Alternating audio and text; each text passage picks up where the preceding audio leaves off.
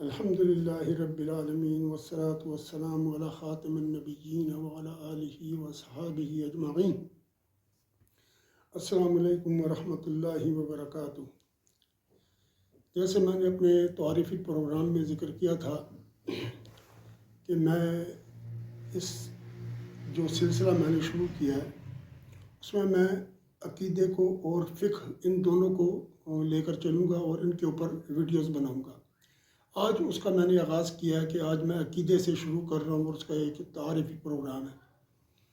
اور اس کے ساتھ ساتھ میں اس طریقے سے کروں گا کہ انشاءاللہ 2 دن عقیدے پر میں ویڈیو بناؤں گا اور 2 دن میں فقہ کے اوپر، یعنی میں ہدایہ کتاب الصلاۃ کتاب النکاح اس کے بعد ہے، پھر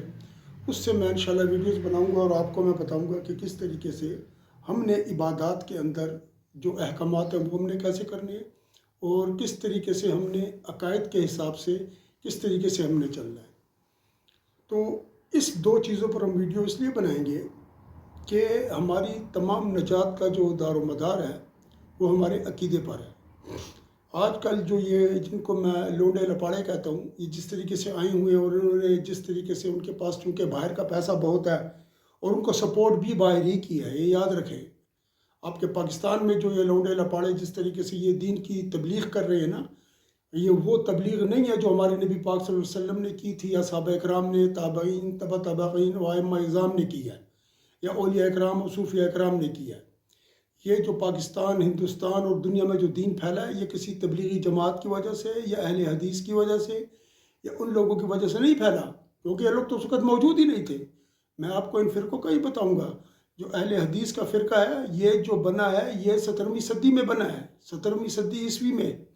اس کے اوپر پوری ایک ہمفرے کی ایک بک ہے جو ریکارڈ کی گئی ہے، جو کہ چھپی ہوئی بھی ہے، آپ کو مل جائے گی، اس پر انٹرنیٹ پہ بھی مل جائے گی۔ آپ اس میں لکھیں ہمفرے کے اعترافات، وہ آپ کو بک مل جائے گی، تو آپ کو پتہ چلے گا کہ کہاں سے آئی ہے۔ تو وہابی جن کو کہا جاتا ہے اہل حدیث، وہ ابھی کی پیداوار ہیں 17ویں صدی عیسوی میں۔ پہلی جنگ عظیم کے اندر جو ہے تو فلسطین کو برباد کر کے اسرائیل کی ریاست قائم کی گئی۔ اس طرح جو گورنمنٹ بنی ہے ان وہابی کی یا اہل حدیث لوگوں کی، جو اپنے آپ کو اہل حدیث کہتے ہیں، اگرچہ اہل حدیث نہیں ہیں۔ اہل حدیث وہ ہیں جنہوں نے حدیث کا علم جو ہے تو اس کو مدون کیا ہے، اس کو ترتیب دی ہے، اس کے اوپر جو ہے نا انہوں نے کام کیا، جیسے امام بخاری، امام مسلم، امام ترمذی، نسائی، امام حاکم، یہ لوگ جو ہے نا، امام ابو داؤد، یہ لوگ ہیں جو اہل حدیث کہلاتے ہیں اور جو اصل اہل حدیث ہیں۔ تو کہنے کا مطلب یہ ہے کہ آپ آج جس دور میں جی رہے ہیں اس میں گمراہی بہت زیادہ پھیل چکی ہے، اور ان لوگوں کو باقاعدہ سپورٹ حاصل ہے یہودیوں کی، نصرانیوں کی۔ انہوں نے ہم پر حملہ کیا۔ آپ نے دیکھا نہیں کہ عمران خان نے ایک دفعہ کہا کہ پاکستان کا مطلب کیا، لا الہ الا اللہ، اور اس نے ایبسولوٹلی ناٹ کہا تو اٹھا کر اس کو کدھر پھینکا ان لوگوں نے۔ وجہ اس کی یہ ہے کہ وہ نہیں چاہتے کہ پاکستان جو ہے تو وہ ایک نظریاتی ریاست کے طور پر ابھرے، کیونکہ دنیا میں 2 ریاستیں ہیں نظریاتی، ایک پاکستان اور دوسری اسرائیل۔ اور پاکستان ابھی بنا نہیں تھا کہ اسرائیل کے اس وقت کا جو موش دیان ایک تھا اور ایک اور بندہ تھا، انہوں نے گاندھی سے اور ساتھ میں جو ہے نا ایک اور تھا یہ پنڈت نہرو، اس سے رابطہ کیا تھا کہ پاکستان نہ بننے دیں۔ کیوں اس طریقے کی بات انہوں نے کی تھی؟ آج انہی لوگوں کے گرگے، یہ لونڈے لپاڑے جو جس طریقے سے دین کا بیڑا غرق کرنے میں لگے ہوئے ہیں، یہ اسی طرف سے آئے ہیں، اور اسی وجہ سے آج یہاں پر یہ پاکستان میں جو ایک کیاس پیدا ہوا ہے، ایک جو ایک ہارمنی تھی ہمارے معاشرے میں، وہ ختم کر دی گئی ہے۔ اس کی بنیادی وجہ بھی یہ ہے۔ اچھا، تو اب جب یہ چیزیں ہیں تو پھر کس طریقے سے ہم ان کا مقابلہ کریں؟ تو ان کا مقابلہ اس طرح نہیں ہے کہ میں ادھر بیٹھ کے تو اپنی اسٹڈی کے ذریعے سے، یا جو میرے پاس خدا نے ایک دین کے طالب علم کی حیثیت میں مجھے علم دیا ہے، میں ان لوگوں کے اوپر یہ الغار کر دوں۔ نہیں، میرا کام یہ ہے کہ میں اپنی قوم کو اور اپنے لوگوں کو، اسپیشلی اہل سنت والجماعت کو، اس عقیدے سے روشناس کروں اور اس عقیدے کی تعلیم دوں اور آپ کی تربیت کروں جو حضور نبی پاک صلی اللہ علیہ وسلم سے شروع ہوا، اور جس کے اندر خیر القرون قرنی ثم الذین یلونہم ثم الذین یلونہم کی حدیث ہمیں دعوت دیتی ہے، ہمیں بلاتی ہے کہ ہم کس طریقے سے اپنے آپ کو محفوظ کر سکتے ہیں اور کس طریقے سے ہم ان لوگوں سے نجات حاصل کر سکتے ہیں اور ان کے شر سے نجات حاصل کر سکتے ہیں اور اپنے دین ایمان کو بچا سکتے ہیں۔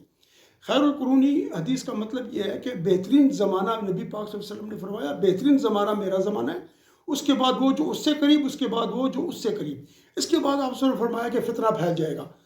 تو یہ زمانہ جو ہے نا، 3 زمانے آتے ہیں جو کہ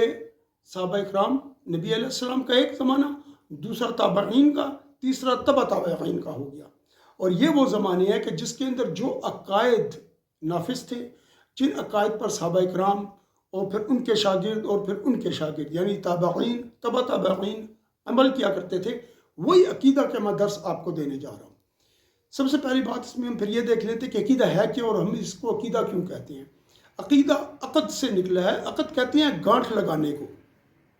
کہتے ہیں نا عقد گانٹھ لگا دی، تو گانٹھ جس طرح لگ جاتی ہے نا، اس کو اس لیے عقیدے کو عقد سے جو ہے تو تخریج اس کی ہوئی ہے، اور اس کی جو ہے تو تصریف جس کو ہم کہتے ہیں، جس کو جو علم صرف کا علم ہے، عقدہ یا عقیدو، عقدن، عقیدتاً، تمام اس کے اندر جو ہے نا تو اس کے مصدر مختلف اس کے اوپر آتے ہیں۔ جس طرح عقیدے کا مصدر جو ہے تو وہ باب تفعیل کے اوپر آتا ہے، اس طرح عقدہ کا مصدر جو ہے تو وہ عقدن کہیں یا اس کے اوپر اس کو لے کر چلیں تو وہ جو ہے تو ضربہ یضربو سے آتا ہے۔ اور بعض اوقات بات یہ ہے کہ چونکہ آپ کو صرف کا اتنا پتہ نہیں ہے، میں اس لیے اس حد تک تو نہیں جاؤں گا کہ اس چیز کو مشکل کر دوں، لیکن اتنا میں آپ کو ضرور بتا رہا ہوں کہ عربی کے اندر جو کچھ بھی لکھا ہے اس سے اگر ہم ہٹ جائیں گے ہمارا کام خراب ہو جائے گا۔ ہم نے عربی کو لے کر چلنا ہے۔ میں جو درس آپ کو دوں گا اس میں عربی الفاظ کے معانی میں اسی طریقے سے آپ کو بتاؤں گا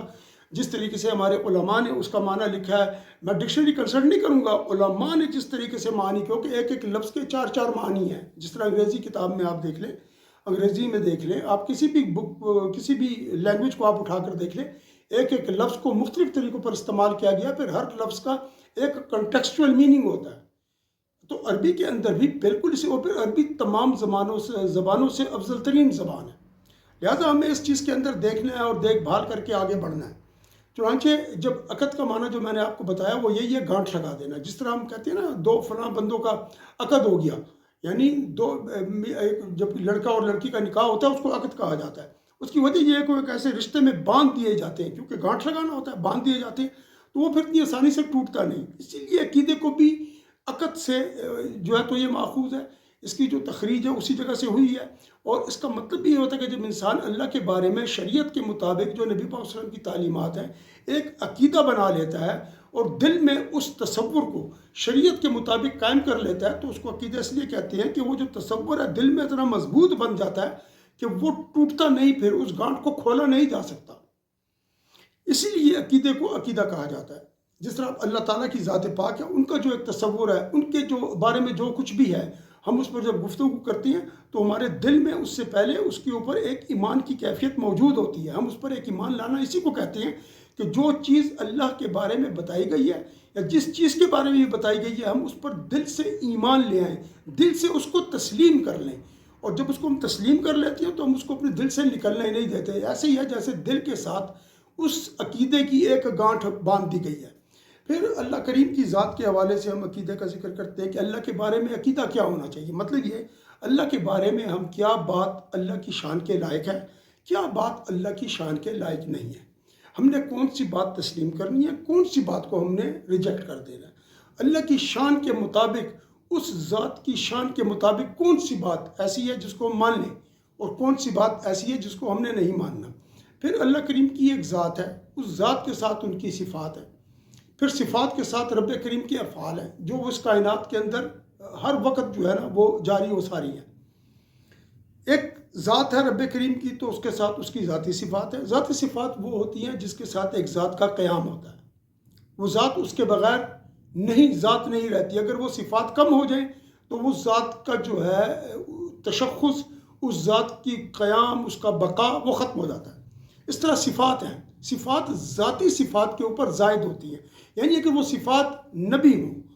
تو بھی ایک ذات قائم و دائم رہتی ہے، اور اس کا حکم اور اس کے جو جتنے بھی افعال ہیں وہ اپنا کام کرتے رہتے ہیں۔ اس کے علاوہ اللہ جل شانہ کے بارے میں کون سی حدود ہیں جن کا ہم نے بہت خیال رکھنا ہے۔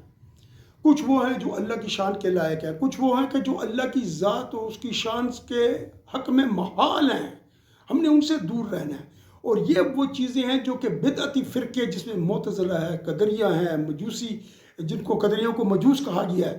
کہ یہ میری امت کے مجوسی ہیں، اور اس طریقے سے آپ اور فرقوں کو دیکھ لیں جس میں جبریہ ہیں، اس کے علاوہ اور ایسے بہت سارے فرقے آج پیدا ہو گئے ہیں جس میں اہل حدیث ہیں، اور اس طریقے سے لونڈے لپاڑے جو آئے ہوئے ہیں جس کے جو رافضی ہیں، کچھ اور ہیں جنہوں نے بڑے ہی عجیب و غریب عقیدے گھڑے ہوئے ہیں۔ مثلا ابن تیمیہ، محمد بن عبد الوہاب نجدی، ان کا عقیدہ یہ ہے کہ اللہ عرش پہ بیٹھا جس طرح ہم کرسی پہ بیٹھتے ہیں۔ یہ کفر ہے، بدترین کفر ہے، یہ بدترین ضلالت اور غلاظت ہے جو ان کے دماغ میں ہے، یہ بدترین بدعت ہے۔ اللہ تعالیٰ کسی چیز کا محتاج نہیں ہے، نہ بیٹھنے کا، نہ کھڑا ہونے کا، نہ کسی اور طریقے سے۔ پھر اللہ تعالیٰ کے لیے یہ ایک جہت مقرر کر دیتے کہ اللہ تعالیٰ یہاں پر ہے اور یہاں پر ہے، ایسا بھی نہیں ہے۔ تو ہم نے یہ دیکھنا ہے، اس عقیدے میں میں آپ کو یہ بتاؤں گا کہ اللہ کی شان کے لائق کیا ہے، ہم کون سی بات اللہ کے لیے مان سکتے ہیں، کون سی بات اللہ کے لیے اس کا تصور کر سکتے ہیں، اس کو عقیدہ بنا سکتے ہیں، اور کون سی بات ہے جس کو ہم اپنے دل و دماغ سے جھٹک کے پرے پھینک دیں کہ وہ اللہ کی شان کے لائق نہ ہو، اور نہ دانستگی میں، اور اپنے جو ہے تو ایک ایسے وہم و گمان میں ایک ایسی چیز اللہ کے لیے تصور کر لیں جس سے ہم سب تباہ اور برباد ہو جائیں۔ اس کے علاوہ آج کل جو فرقوں کے حساب سے میں نے بات کی، تو گمراہی اور جس طریقے سے ایک غلاظت کا ڈھیر انہوں نے بنا دیا ہے، اور پورا معاشرہ ایک عجیب مصیبت کے اندر مبتلا ہے، کوئی کچھ کہتا ہے اور کوئی کچھ کہتا ہے۔ تو ان تمام چیزوں کی ہم نے ایک طریقے سے صفائی کرنی ہے۔ تو اللہ کریم کا ایک نظام ہے، اس نظام کو تو ہم نے پڑھنا ہی پڑھنا ہے، اور اس کے بارے میں جو کچھ بھی ہمارے تصورات ہیں اس کو تو ہم نے صحیح کرنا ہے۔ اس کے بعد نمبر آتا ہے انبیاء کا، ہمارے نبی کریم صلی اللہ علیہ وسلم کا۔ ہم نے انبیاء کے حوالے سے بھی اس چیز کو بیان کرنا ہے کہ ہم نے انبیاء پر کس طریقے سے عقیدہ رکھنا ہے۔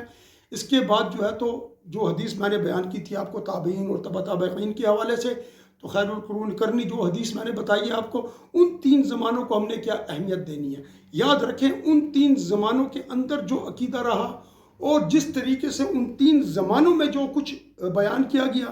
ہم نے اس کو مضبوطی سے پکڑنا ہے اور اس کو نہیں چھوڑنا، کیونکہ ہمارے پاس جو ایک کرائیٹیریا ہے یا ہمارے پاس جو ایک کسوٹی ہے، ہم وہ کس چیز کے اوپر کریں۔ جس طرح آج ایک بندہ آیا ہوا ہے اور اس نے ایک عجیب غلاظت بنائی ہے، صحابہ اکرام کو گالیاں دینے کا کام اس نے شروع کیا ہوا ہے، اور پتہ نہیں اور کون کون سی چیزیں اس طرح کی اس نے پیدا کی ہوئی ہیں، اس کو یہ حق کس نے دیا ہے؟ ہمارے پاس ایک کسوٹی ہے، نبی علیہ السلام نے کیا فرمایا، وہ احادیث بھی میں آپ کو سناؤں گا۔ نبی علیہ السلام کا مقام کیا ہے، نبی پاک صلی اللہ علیہ وسلم کا پھر انبیاء علیہ السلام میں کیا مقام ہے اور ان کا کیا مرتبہ ہے، پھر نبی پاک صلی اللہ علیہ وسلم نے اپنے صحابہ اکرام کے بارے میں کیا تعلیمات دی ہیں، امیر معاویہ کا مقام کیا ہے، کیونکہ ان لوگوں نے تو ایک عجیب تباہی پھیلا دی ہے، لوگوں کے اندر اتنی گمراہیاں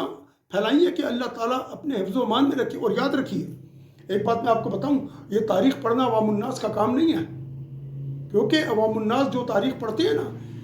اور جس طریقے سے وہ تاریخ پڑھ کر پھر اس کے اوپر جو ہے تو اپنے خیالات کا اظہار فرماتے ہیں، آئی ایم سوری، یہ ان کا کام نہیں ہے۔ تاریخ وہ پڑھے گا جس کو حدیث کا پورا علم معلوم ہو اور اس کو پتہ ہو کہ کون سی روایت کہاں سے آ رہی ہے اور کون سی روایت صحیح ہے اور کون سی صحیح نہیں ہے، اس کو جو طبقات ہیں ان کا علم اس کے پاس ہو، وہ جانتا ہو کہ کون سے طبقے کا کون سا فرد کمزور ہے، کس طبقے کے کون سے فرد کی بات کو ہم نے تسلیم کرنا ہے، کس کی بات کو تسلیم نہیں کرنا۔ آج تو بڑا کچھ انگریزوں نے اس تاریخ کے اندر ڈالا ہے، بڑے متعصب مورخ گزرے ہیں جنہوں نے کہ جو ہے ہماری جو ایک تاریخ ہے اس کو تبدیل کرنے کی کوشش کی ہے۔ عبداللہ ابن سبا جو یہودی تھا، اس نے عثمان غنی رضی اللہ تعالیٰ عنہ کے خلاف کیا کچھ نہیں کیا، اور حضرت عمر فاروق صاحب کے دور سے اس نے کیا کچھ نہیں کیا، اور اس وقت وہ کیا بن کر آیا تھا؟ مسلمان بن کر آیا تھا۔ وہ تو تاریخ نے ہمیں جو ہمارے جو علماء ہیں اور جو ہمارے اس وقت کے حدیث کے عالم تھے جو ان 3 قرون کے اندر تھے، ہمیں ان سے پتہ لگا۔ پھر اس کے بعد جب اس چیز کو ہم دیکھ لیتے ہیں کہ صحابہ اکرام بھی ہو گیا، تابعین اور تبع تابعین کے بارے میں بھی ہو گیا، تو ہم پھر اس کے بعد اپنے لیے ایک راستے کا تعین کرتے ہیں۔ جب اس راستے کا تعین کرتے ہیں تو پھر ہم اس تعلیم کو آگے پھیلاتے ہیں۔ تو آگے پھیلانے کے لیے اس تعلیم کو جب میں آگے پھیلاؤں گا، جب میں اس تعلیم کا درس آپ کو دوں گا، تو آپ ایک یاد رکھیں، میں امام اعظم ابو حنیفہ رحمۃ اللہ تعالیٰ علیہ کی جو 80 ہجری میں پیدا ہوئے، یعنی یہ وہ قرن ہے جس کو خیر القرون کے اندر شامل کیا جاتا ہے۔ اس میں صحابہ اکرام بھی موجود ہیں، اس کے اندر تابعین بھی موجود ہیں اور تبع تابعین بھی موجود ہیں، کیونکہ امام اعظم ابو حنیفہ رحمۃ اللہ تعالیٰ علیہ یہ تابعین میں سے ہیں، یہ تابعین میں سے ہیں۔ حضرت انس رضی اللہ تعالیٰ عنہ سے ان کی ملاقات ثابت ہے۔ دوسری بات یہ کہ انہوں نے ایک جو کتاب لکھی ہے اس کے اوپر شرح کیا ملا علی قاری نے، وہ کتاب سے میں آپ کو یہ تمام عقائد کا درس دوں گا۔ اس کے علاوہ باقی بھی میرے پاس ہے، شرح عقائد نصفی میرے پاس ہے، اس کی تشریحات ہے میرے پاس۔ اس کے علاوہ اور بہت سارے عقائد کی بکس ہیں جن کا نام بھی شاید آپ نے نہ سنا ہو، میں وہ بھی کنسلٹ کرتا رہوں گا ساتھ ساتھ۔ اس کی ایک وجہ ہے، اور اس کے کنسلٹ کرنے کی بنیادی وجہ یہ ہے کہ آج کل ان لوگوں نے جس طریقے سے کتابوں کو بدلا ہے، ایک دارالسلام ہے وہ کتابوں کا ترجمہ کس طریقے سے بدلتا ہے، کس طریقے سے ایپس آئی ہوئی ہیں جس میں کتابوں کے ترجموں کو غلط ثابت کیا گیا ہے، اور کئی جگہوں سے کتابوں کے اندر سے ان احادیث کو نکال لیا گیا ہے جو کہ اہل سنت والجماعت کے عقیدے کو بتاتی ہیں۔ لہٰذا آپ کو تو ان کو پتہ نہیں چلتا نا، ہمیں اس چیز کا پتہ ہے۔ اور یہی وجہ ہے کہ جو لونڈے لپاڑے جب ان کو چیلنج دیا جاتا ہے یا آپ کے سامنے علماء کے سامنے آ کر چیلنج قبول نہیں کرتے، ان کو پتہ ہے انہوں نے ہم مار کھائیں گے ان سے، کیونکہ ہم نے جو علم حاصل کیا ہے نا استادوں کے سامنے بیٹھ کر کے، کتابوں سے نہیں پڑھا۔ کتابوں سے اگر علم حاصل ہوتا تو میں ڈاکٹر بن جاؤں کتابیں پڑھ کے، میں کتابیں پڑھ کر انجینئر بن جاؤں،